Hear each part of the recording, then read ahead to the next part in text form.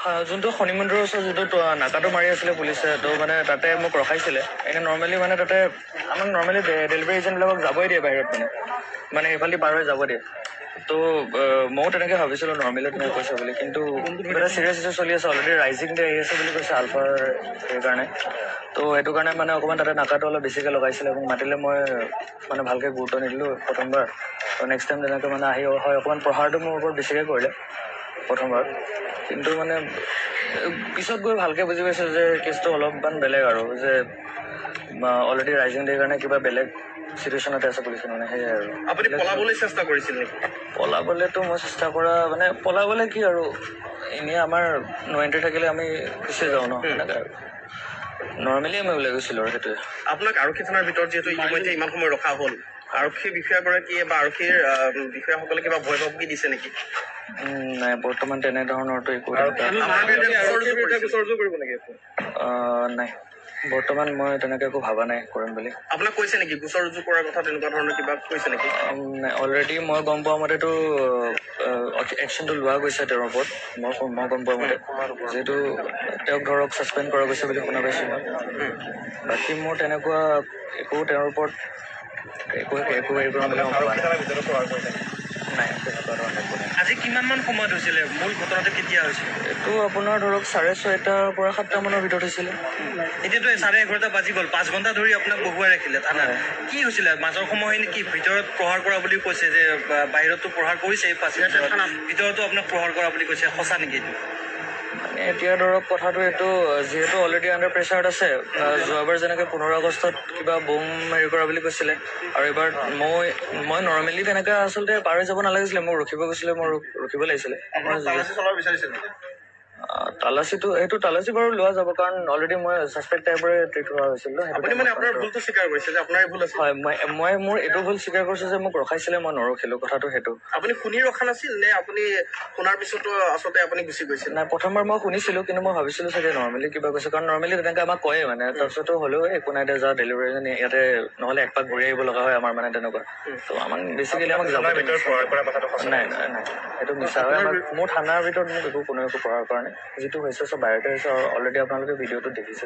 ভিডিঅ'টোত যি দেখা গৈছে আপোনাৰ ওপৰত আক্ৰমণ কৰিছিলে, আপুনি আৰু এই আৰক্ষী বিষয়াজনৰ বিৰুদ্ধে গোচৰ ৰুজু কৰাৰ কথা কিবা চিন্তা কৰিছে নেকি? নাই, বৰ্তমান তেনেকুৱা একো মই চিন্তা কৰা নাই, একো ভবা নাই। আপুনি পঢ়ি আছে কটন বিশ্ববিদ্যালয়ত তেতিয়া? মই হয়, মোৰ টাৰ্মটো বৰ্তমান কমপ্লিট হৈছে, বাট মোৰ এক্সাম আছে দুটামান দিবলৈ তেনেকুৱা। আপোনাৰ ঘৰ ক'ত? মোৰ তেজপুৰ। কিমান দিনৰ পৰা কৰি আছে কাম? মোৰ বেছি সময় হোৱা নাই, আপোনাৰ ধৰক 1.5 মাহ মানে ধৰক 1.5 মাহমান ধৰি কৰি আছোঁ। এতিয়া কিবা শাৰীৰিক অসুস্থতা, কিবা প্ৰহাৰ কৰা আমি দেখা পাইছো, যিহেতু প্ৰচণ্ড চৰ সোধাইছে, আপোনাৰ ডিঙিত টেটু চেপি ধৰিছে, গতিকে কিবা আপোনাৰ এতিয়া কিবা ইঞ্জুৰি মেডিকেল যিহেতু কৰা হ'ল আপোনাৰ?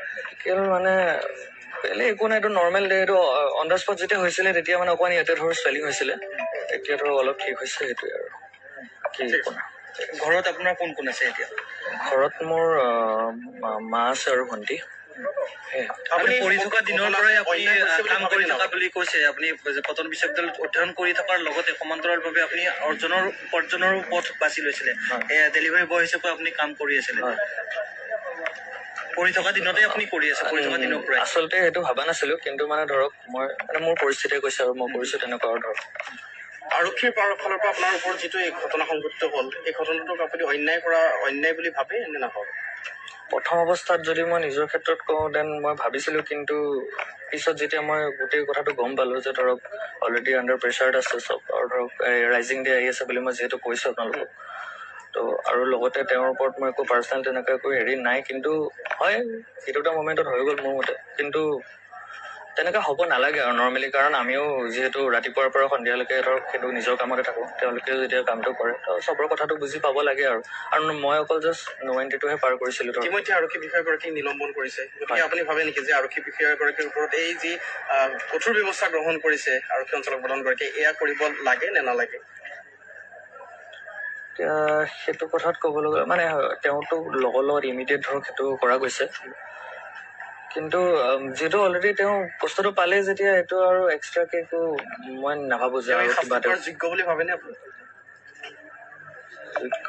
তেওঁ যিটো কাম কৰিছে সেইটো কাৰণেতো তেওঁ বাৰু অলপ হ'লেও এইটো হৈছে বাৰু, এইটো তেওঁ হৈছে বাৰু, যিহেতু অলৰেডি হৈ গ'ল, কিন্তু আৰু মই তেনেকুৱা ভবা নাই যে তেওঁ আৰু যে কিবা আৰু ফেচ কৰিব লাগে তাত ধৰক তেনেকুৱা। বাহিৰত ফাঁচী বজাৰত যেতিয়া আপোনাক প্ৰহাৰ কৰিছিল তেতিয়া দেখা পাইছো গৰমাগৰমি হৈছিল, তেওঁ আকৌ ধমকিও দিছিল হয়, আপোনাক। হয়। থানাৰ ভিতৰত যেতিয়া আহিছে আপোনালোক দুটা লগ লাগি আছে, দুটা সন্মুখাসন্মুখিও হৈছিলে, ভিতৰতো কিবা তেনেকুৱা দাবী ধমকি কিবা তেনেকুৱা কিবা কৰিছিল নেকি? ভিতৰত দাবী ধমকি এতিয়া ধৰক মই ঘপকে কিবা এটা কেছ হৈছে ধৰক নৰ্মেল ইণ্টাৰগেশ্যন আৰু যে কি হৈছিল, কিয় পাৰ হলো তেনেকুৱা ধৰক কথা আৰু কোৱাৰ পিছতো কিয় নুশুনিলো ধৰক বা নহলে আৰু তাৰ পিছত যে আপুনি এনেকুৱা হ'ল। থানাত থকাৰ সময়ছোৱাতে যেতিয়া থানাত আছিলে সেই সময়ছোৱাতে তেওঁক ছাছপেণ্ড কৰা হ'ল। হয়। তেওঁ সেই সময়ত আকৌ তেওঁৰ কিবা প্ৰতিক্ৰিয়া আছিল নেকি আপোনাৰ প্ৰতি? আপুনি থাকোতে আপোনাক মাতবোল কৰা বা নাই, তেনেকুৱা তাৰ যেতিয়া মানে ধৰক সেইটো নিউজটো আহিছে ধৰক ময়ো গম পাইছো, তেওঁ গম পাইছে, ছেম সময়তে গম পাইছো। তাৰপিছত তেওঁ ধৰক একো তেনেকুৱা প্ৰেছাৰাইজ বা নহলে মোৰ একো হেৰি কৰা নাই, কিন্তু নৰ্মেল প্ৰচিডিউৰ ধৰক মই ঘপকে তেওঁলোকে এতিয়া কিবা হ'ল বুলি এৰিবও নোৱাৰে বা নহলে কিবা কি হৈছেতো এটলিষ্ট সেইটো বস্তুটো ওলাব লাগিব তেনেকুৱা। আৰক্ষীক এটা ফ্ৰেণ্ডশ্বিপ ব্যৱহাৰ কৰিবলৈ দিয়া হয় পাব্লিকৰ লগত, কিন্তু এই ঘটনাটো বাৰু আমি ক'ব পাৰোঁ জানো ফ্ৰেণ্ডশ্বিপ প্ৰকৃত হৈছিল জানো, মানে হয় জানো জনসাধাৰণৰ লগত আৰক্ষীসকলজনে এটা বন্ধুত্বপূৰ্ণ ব্যৱহাৰ কৰাৰ ক্ষেত্ৰত? যিহেতু তোমাৰ ঘটনাটো বহু কথাই ক'লে এতিয়া। মানে নৰ্মেলি এতিয়া ধৰক আমি অন দ্য স্পট যেতিয়া ঘটনাটো হ'ল সেইটো সময়ত চাগে তেওঁ অকণমান থাকিব লাগিছিলে মেইনলি ফ্ৰেণ্ডলি, কাৰণ মানে ইমানো এগ্ৰেছিভ হোৱাটো একো হেৰি নকৰে সেইটোৱে। ব্যৱহাৰ কৰাৰ কাৰণে কিন্তু আপোনাৰ লগৰ সতীৰ্থখিনি ওলাই আহিছে, ঘটনাৰ সতীৰ্থখিনি ওলাই আহিছে আৰু আপোনালোকৰ ডেলিভাৰী কাম কৰা সতীৰ্থখিনি ওলাই আহিছে। হয়, আপুনি কি ক'ব এতিয়া গোটেই বিষয়টো? তেওঁলোকক মই ধন্যবাদে জনাইছোঁ।